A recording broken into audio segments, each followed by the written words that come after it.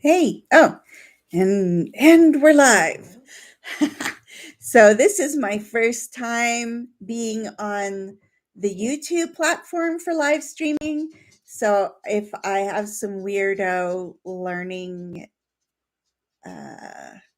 flubs, we shall deal. So my husband, David, you hear me talk about him a lot. That still doesn't really help. He got me this cool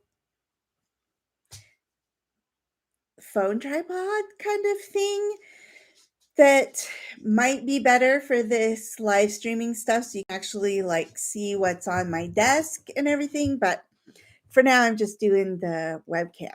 So I guess I should say hello. Hi, I'm Allie Archer, and I'm a speculative fiction author. I write fantasy, sci-fi, and everything that falls under that roof. I also write Christian romance and romantic suspense under the pen name Allie Noble, and I have been around for a while as Allie Cross, but now Allie Cross doesn't really write books anymore because James Patterson has this amazing series, Alex Cross, and the spin-off series, Allie Cross, about Alex's son, Ali. So I guess the series is Ollie Cross, whatever. I'm Allie. I'm Allie. So I had to move all of my most of my books off of Allie Cross. So that's who I am. I've got a welcome video. If you haven't seen it before, what we're here doing is just working. I like friends. I like people. I like socializing and having people around me. And so I thought maybe if I build it, they will come. So everybody's here for the first time, anybody who shows up. So welcome. This is Romeo. I am currently also trying, hang on one second. Hello, come here. Whoop, you jumped. I am also training this little maniac who is super adorable and today especially crazy. He is just so crazy. So crazy. So you'll probably hear them in the background because right now they're whoops. He was like trying to jump and he jumped. Anyways, so there's a lot of noise around me. So for today, I am working on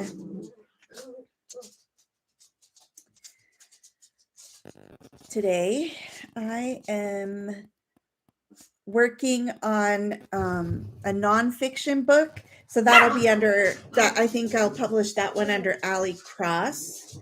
And so I have this method. Sorry for oh my gosh. I have this method that I call tricycle, and I teach it at conferences and stuff. It's a writing method, or a tool rather. And now I'm writing a book about it. I'd like to be done this book by the end of this. No. What did I say? So go to my trusty iPad where I have put my plans. So I like to use GoodNotes, and I have a Kanban board courtesy of Sarah Cannon. Love Sarah Cannon. Shout out to her because I totally learned about Kanban boards from her. So I have my Q1 goals, and I want to actually publish this book, The Tricycle. And I've already done the outline. I should mark that off. And so now I'm drafting, and I'm only 5,000 words in, and I think it should come in around 40,000 words. but I also have these other 2 books that I want to draft this month. And this one, Knights of Myth and Magic, it will be book 2. Is 100,000, should be like 100,000 words. That's a lot. Yeah. So I got to get to work, man. And today I was here early, but I attended a micro coaching call with Ellie Zaffris. This coaching call thing is through the Better Faster Academy, which is run and was created by Becca Syme, who has completely changed my life with her strengths for writers and stuff. So I will link that up too. So anyways, I am a patron, I'm a patron on Patreon with Becca. And at the level that I subscribe to, I get to attend this micro coaching call once a month. And it's really cool. It's 2 hours. And I'm with a handful of other writers, men and women, who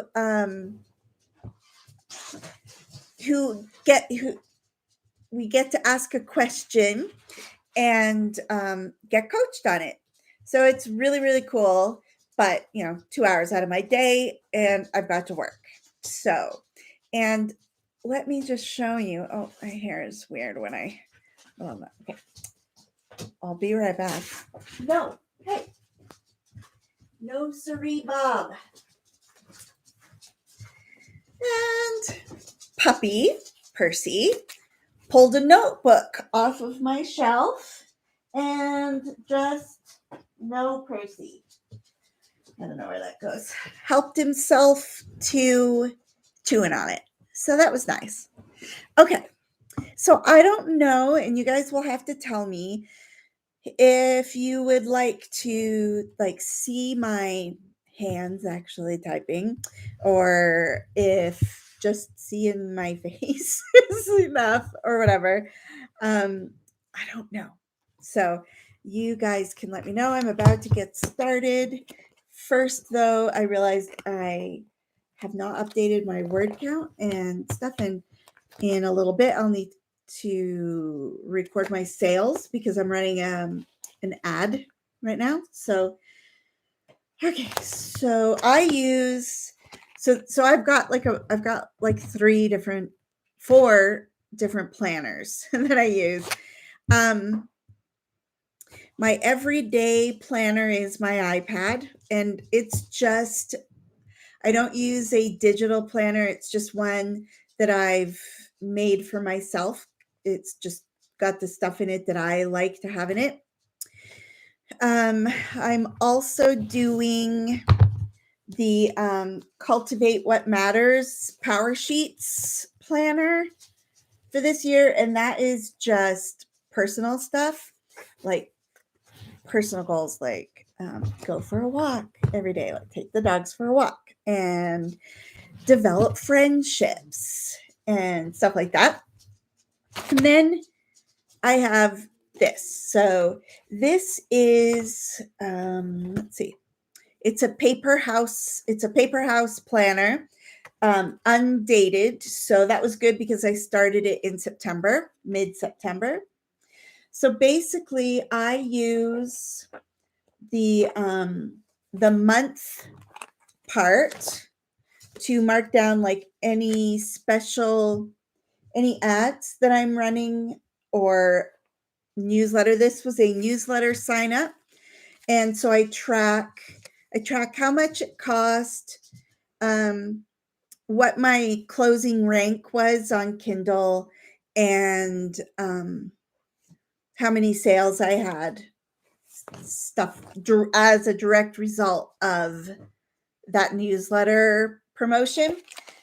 I use the calendar part for that, and then I use the weekly layout to track my word count and stuff. So I have 3 main projects. That's not all I'm working on, but I have 3 main projects in this first quarter of 2022. I want to publish my tricycle book for writers. I want to draft the second book in my Knights of Myth and Magic series. And I want to write and publish the first book in the next Minnie Kim series. The first series was Minnie Kim Vampire Girl, and there's 5 books in that series. But something major happens to Minnie at the end of book 5, so it really needed a whole new series. And that's called Minnie Kim Vampire Soul. And so the way Paper House has their undated planner organized is that they have like these 3, I think it's probably supposed to be like morning, afternoon, evening, but I use each row to track my progress on a particular book. So, I haven't really started this year. I just really started working yesterday for 2022. It's been a hard couple of weeks.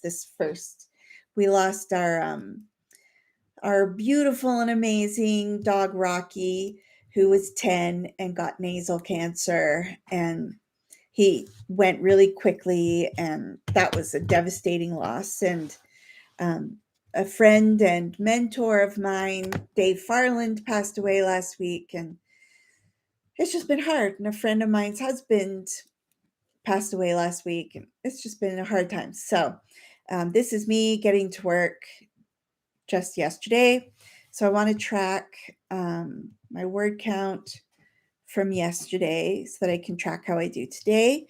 So, yesterday I did 4,000. Oh, that's right. That pen needs a refill. So, I did 4,975 words yesterday. Oh, and I totally wrote it in the wrong thing. 9,000. No. Oh my gosh. Oh, thank goodness for trusty eraser tape or whiteout tape. Although I hate that you can't really ever write on it very well after that. Oh, it's questionable as to whether or not it's working.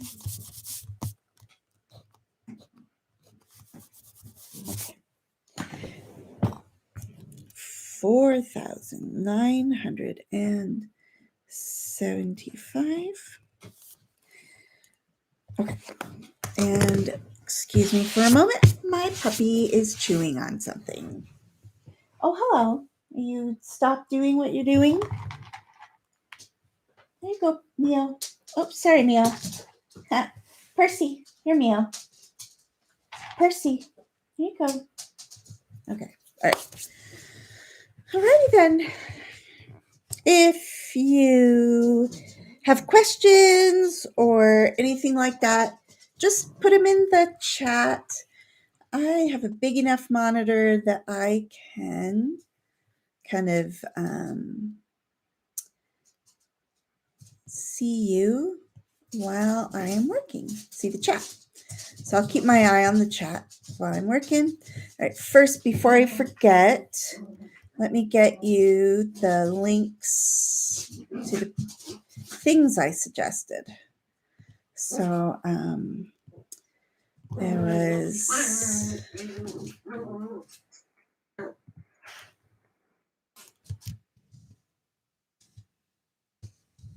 Sarah Cannon.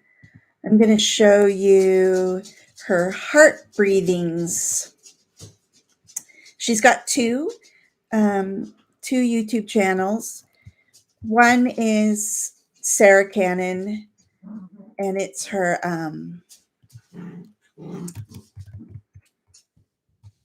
Sarah Cannon. She's an author of like paranormal romance. But I'm Percy. Hey, Percy. No barking.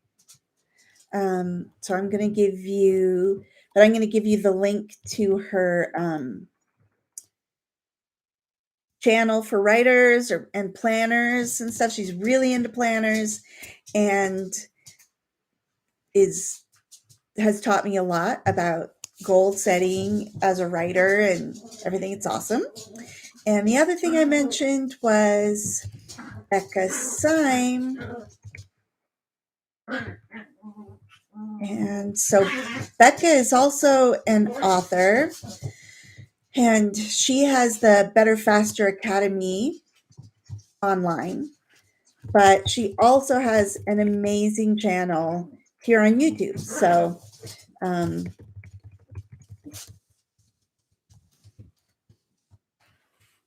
there's that link. Okay. All right. Let's get to work. I'm going to play some, I don't know. Usually I play music. I'm not sure that I'm super into it today. Let's see how we do. Okay.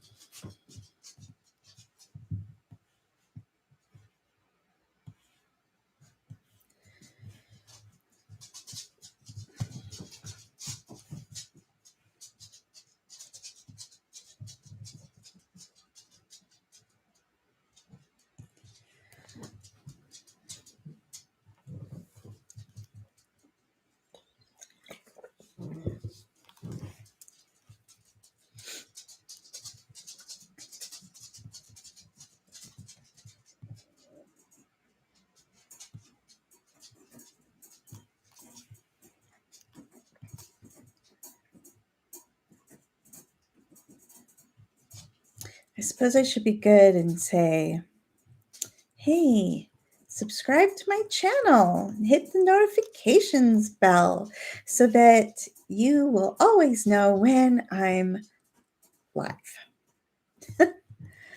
Okay.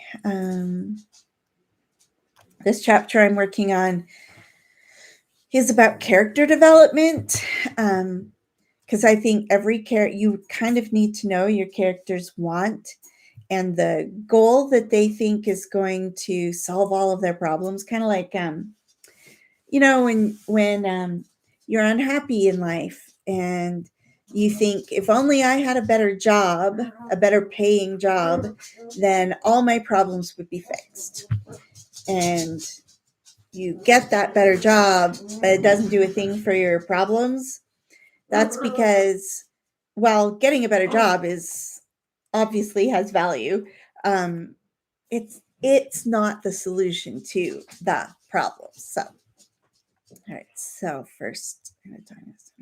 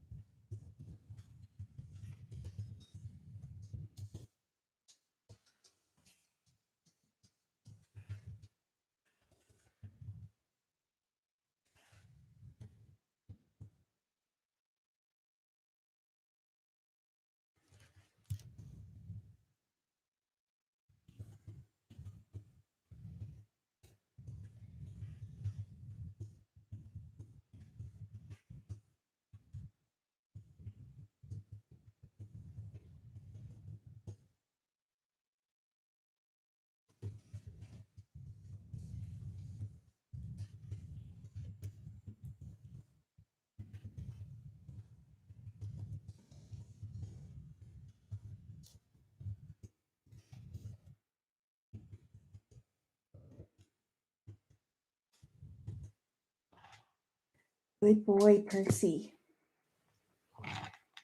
Oh, did you miss it? Oh, who got it that time? Percy? Romeo? I'm doing this dog training method that basically rewards your dog for any time they're doing something just naturally that you like. So let's see if it works.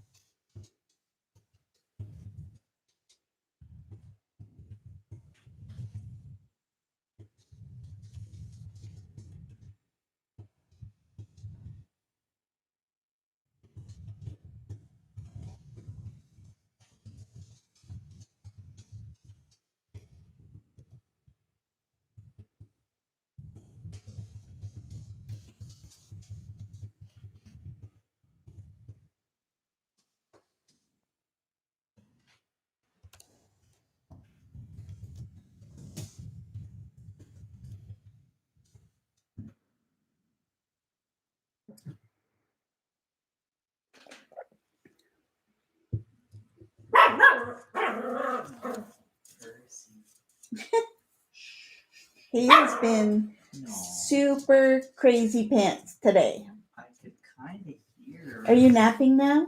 I was going to. Okay, so now's a good time for him to have a nap. Excuse me. You can have Romeo out. If you close the gate, then he won't run out to mess with you. Percy, it's time for a nap. Come to bed. Go on. Come on, baby. Here, look, Percy. Get it? Come here, baby. Just like that. Say goodbye to all the people. It's time for a nap. Okay, in you go, bud. Go.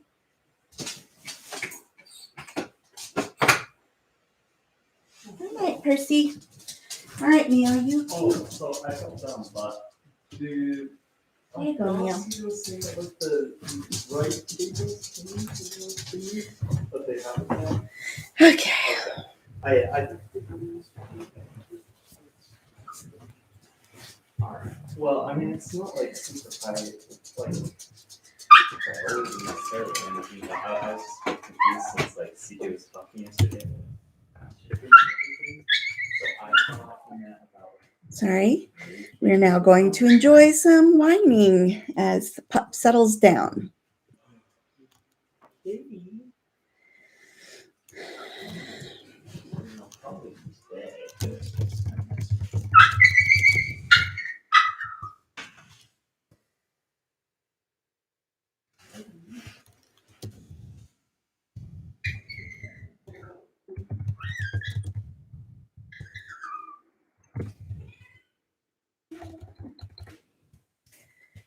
To hop over to YouTube and look up the actual definition of a shard of glass, because in order to know your character's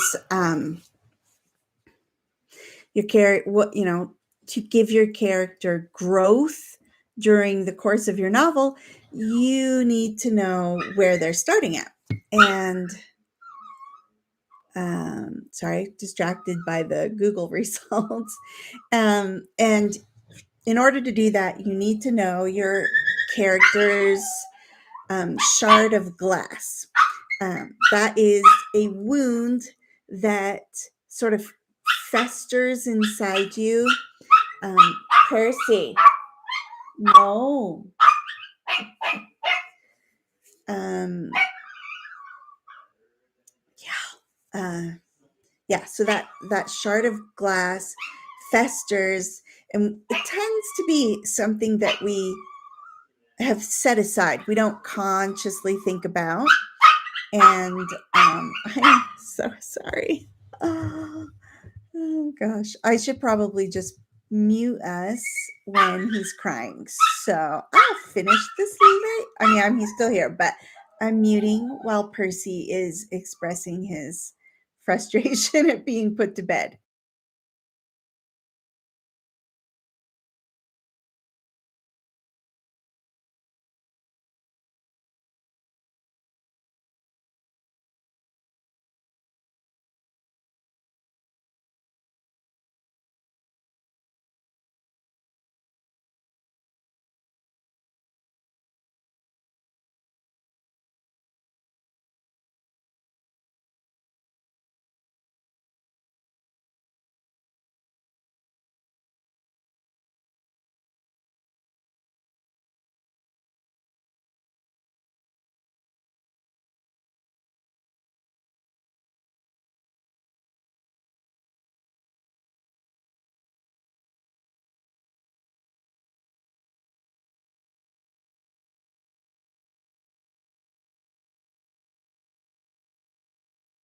Weird. Couldn't find a definition of it.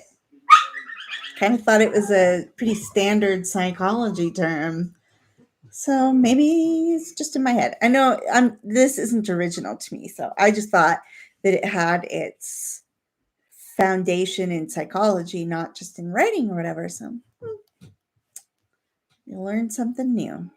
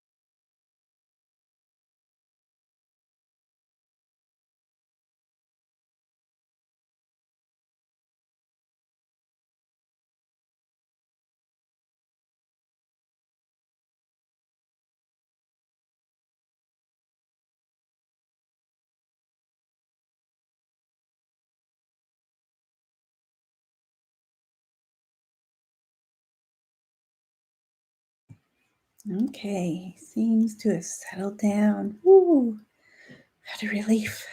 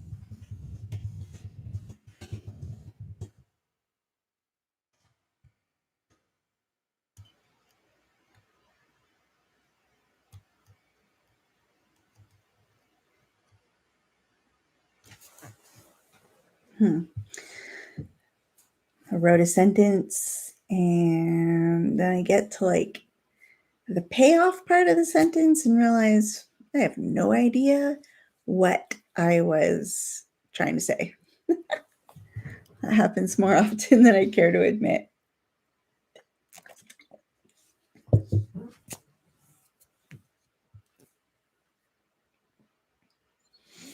Okay.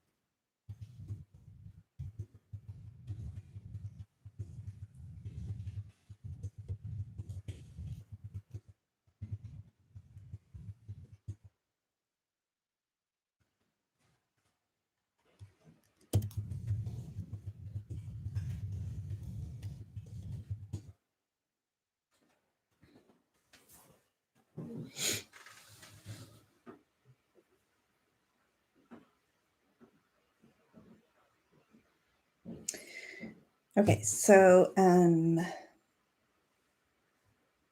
writing about how I'm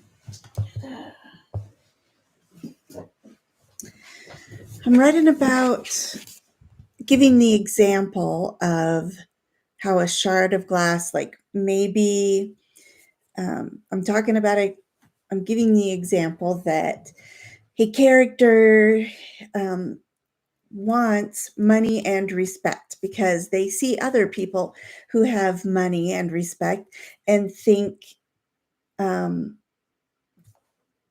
all their problems are solved. Like they don't have the same problems as I do because they have money and respect. And when you have money and respect, you can follow your dreams. You can do whatever you want. You can whatever, right?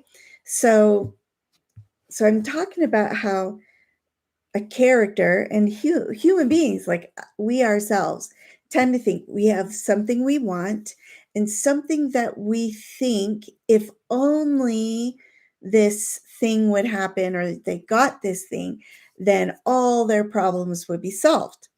I mean, how many times have you heard someone say that, or maybe you've said it yourself? So but the need for that money and respect that the character thinks they want it is much deeper than just how it seems on the surface. So somewhere along the line, they they received a shard of glass, which is like a wound. It's like a sliver, um, and it slipped in, and maybe you fussed over it for the short while that you got this sliver. You didn't like it. You tried to push it out. You tried to get rid of it. But soon your skin grew over it and developed a callus over it. And it's still there, but it's no longer bothering you on a conscious level. So that's what this shard of glass is like. So I'm giving the example of like maybe in kindergarten, you um, you were all given an assignment and the teacher tells your friend next to you that wow they did such a good job and everything, and but they look at your work and they either don't value it the way you think they should, or they even chastise you for like coloring outside the lines or something. So I mean, you're just in kindergarten. It was just a drawing or something. So it doesn't really matter, but it slips into our subconscious and becomes a sliver that our subconscious has to build a callus around until, as an adult, your whole psyche and your lifetime up until then has been working to protect you from that feeling of inadequacy and being judged unfairly that you received as a 5-year-old. So years later, it might show up as, if only I received the same respect as other people, then stuff in my life would be better. But really, you kind of need to deal with that shard, because even if you got more money and got more respect, if you are still owning that sense of unworthiness and that was planted there way back in kindergarten, if you're still feeding it even subconsciously, um, the more money and the more respect isn't going to be enough. So then you have to decide, what does this character or this person really need? So if I was writing a character, okay, so this is when I might turn to these books. They're by Angela Ackerman and Becca Puglisi. I do not know how to pronounce her name. I bet you any money the G is silent. I'm not sure. I only have the positive and negative traits thesaurus, but they are supremely helpful. So you can go to the index and find something. So I want to look in the negative thesaurus for this one. So I want to find something that is similar to being told that you're no good. So maybe I'll try unworthy.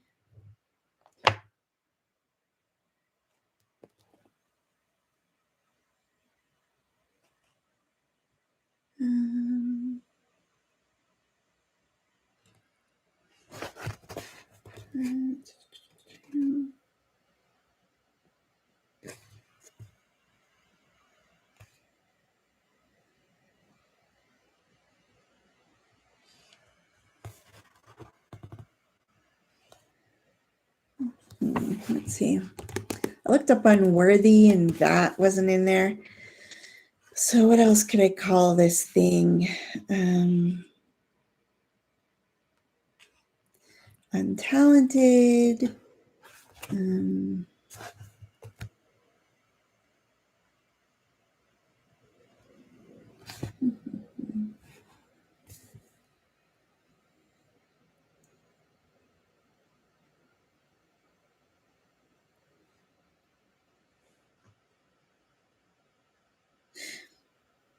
Well, maybe I'll just look at unconfident at the moment.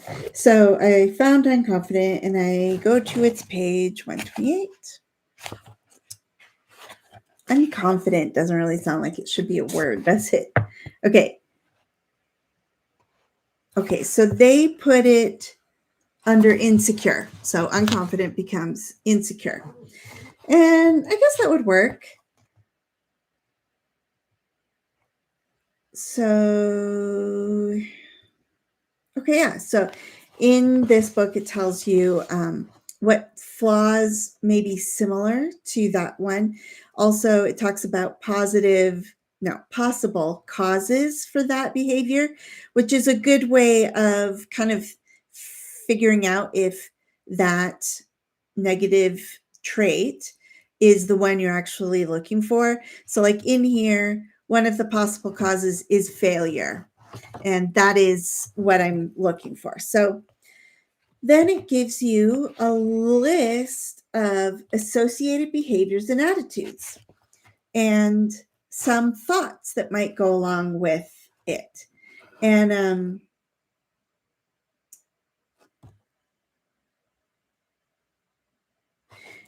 So sorry, I got distracted because it's been a while since I looked at this and I wasn't positive what was in here. But so it's great because as a writer, you can write in a lot of the negative behaviors that a person who feels insecure is going to exhibit. So throughout the story, you want your character to be growing out of this place of insecurity into a place of what? Confidence, right? That confidence does not come from having more money or getting more respect on the job. They help, but it doesn't solve all your problems. But in this book, they also talk about how to overcome this trait. So, so they say, while human nature makes us wonder if insecurity can ever truly be conquered, it can at least be diminished to the point where it doesn't control one's life. To regain control, the insecure character needs to relinquish any unrealistic expectations he has for himself and replace them with achievable goals. He also needs to accept his flaws for what they are, part and parcel of who he is and what makes him unique. So there's a few other little parts in there that you can use, like traits in supporting characters that might cause conflict so that you can capitalize on that and make your story more interesting. So for now, since I'm not writing a story, I'm writing a nonfiction book, I can just use some of what I learned there.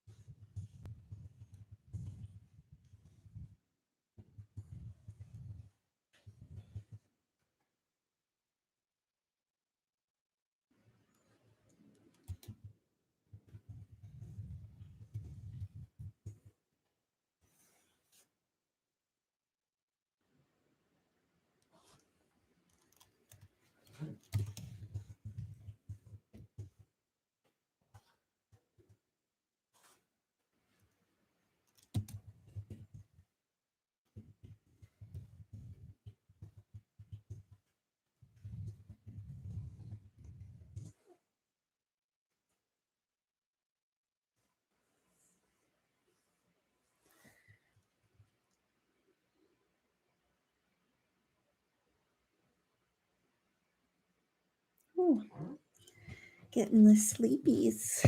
Sun is shining, the house is quiet.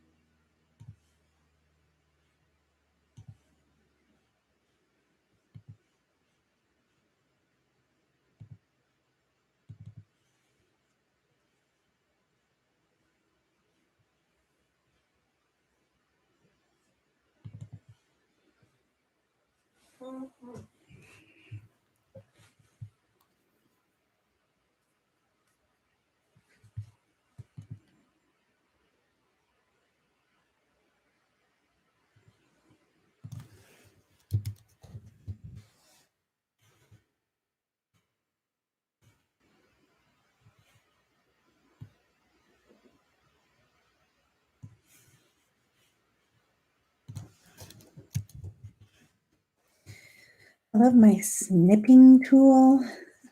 Right now I'm like grabbing a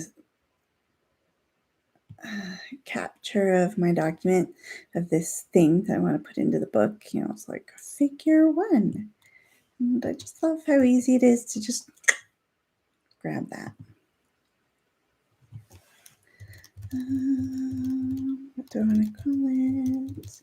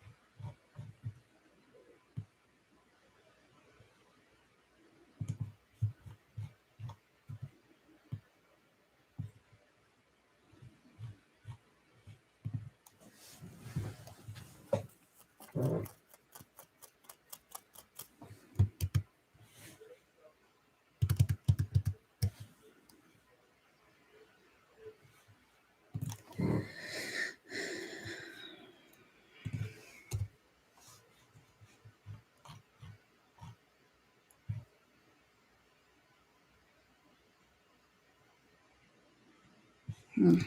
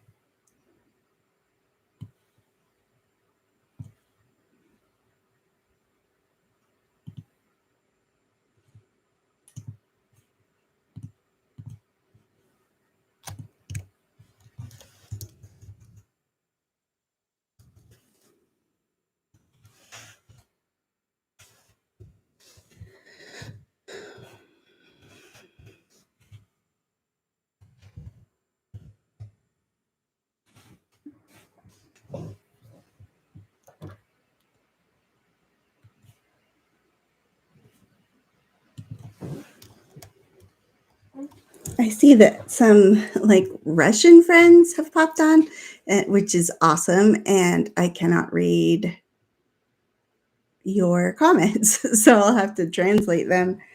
Um, Man, it's going to make me sorry. Do you know that I did 4 years of Russian as my language in university, and I totally dug it. And now I don't remember a single thing. So that's lame. But hey, thanks for visiting, guys. Okay. I am at a good stopping point and I've been sitting for an hour. So I usually like to get up and move around. It's important when your job is at the desk to not just sit here for hours and hours and hours on end. So I'll be back. And if I don't see you again, have a good day, guys. Bye.